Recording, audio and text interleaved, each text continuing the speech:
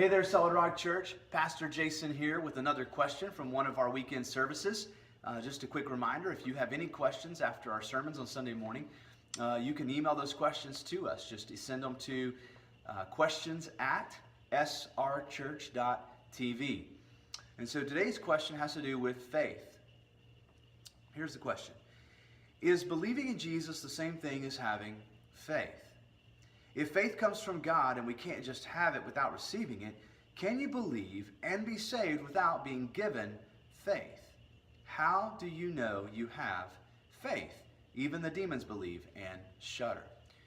Well, it's a great question about faith, and I think part of the difficulty in understanding what the Bible means by faith has to do with the way we translate this original word into English. And so the Greek word pistis, we translate into English as faith or belief.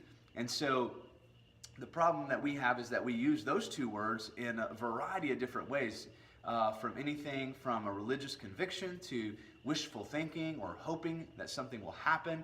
And so there's a variety of ways those words can be used. Well, you can also translate this Greek word pistis into the words trust or proof. And so there's this idea that, yes, there is a belief or a faith component to this word, but there's also an outward working, a proof, if you will, that shows up in the form of trusting or trustworthiness. And so when we understand the fullness of this Greek word pistis, I think we have a better understanding of what the Bible's trying to communicate to us when it uses the word faith. And so I think about it in two different ways. One is the idea of belief. And so when we talk about belief from a biblical perspective, what we're talking about is a conviction in a thing that we hold to be absolutely true. There's no wavering, there's no room for doubt. It's absolutely true. A second way to think about the word faith when we read it in the Bible is this, the component of trust and proof. And so the word can actually be used to describe a person in this way. It can translate as the character of one who can be relied upon, a person that's reliable. And so it's an inward character or identity that produces a predictable, outward, reliable action. And it's interesting because even before the New Testament was written, the Greeks had a goddess by the name of Pistis, the word we get faith from, and she was believed to be the personification of good faith, trust, and reliability. I think James helps us out when we come to this question about faith as well. In James chapter 2, here's what James has to say. He says, what good is it, brothers, if someone says he has faith, pistis, but does not have works? Can that faith save him?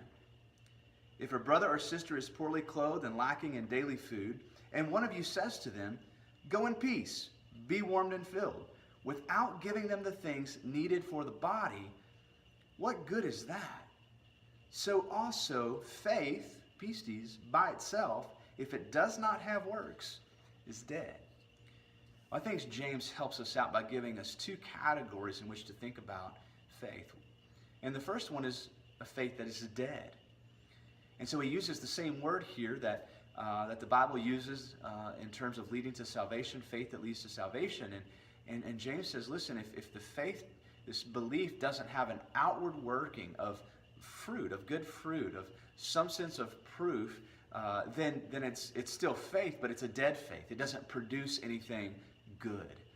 And I think this would contrast then with faith that is alive.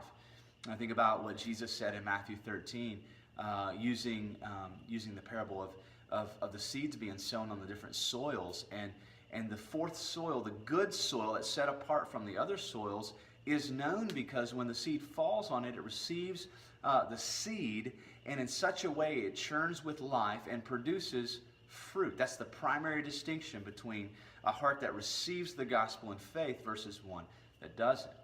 And so faith that is dead versus faith that is alive.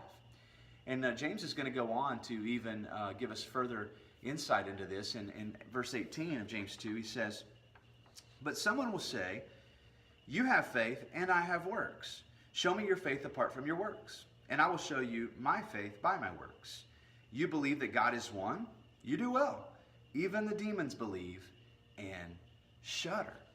So we're not just talking about believing something in a way that produces outward actions. The demons believe, they have faith in a way that produces an outward action, shuddering, but it's not a good fruit. So it's a faith that is dead.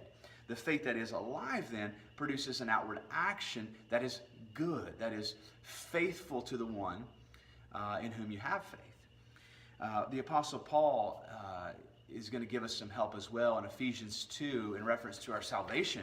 Paul says this, "For by grace you have been saved through faith," pistis, "and this is not your own doing, it is the gift of God, not the result of works, so that no one may boast." And so Paul is talking about faith in a way that he says this pistis, this faith, belief, trust, proof, leads to your salvation, but you didn't come up with it. It was actually a gift from God, which then leaves us with the question, how do I get that? How do I get faith?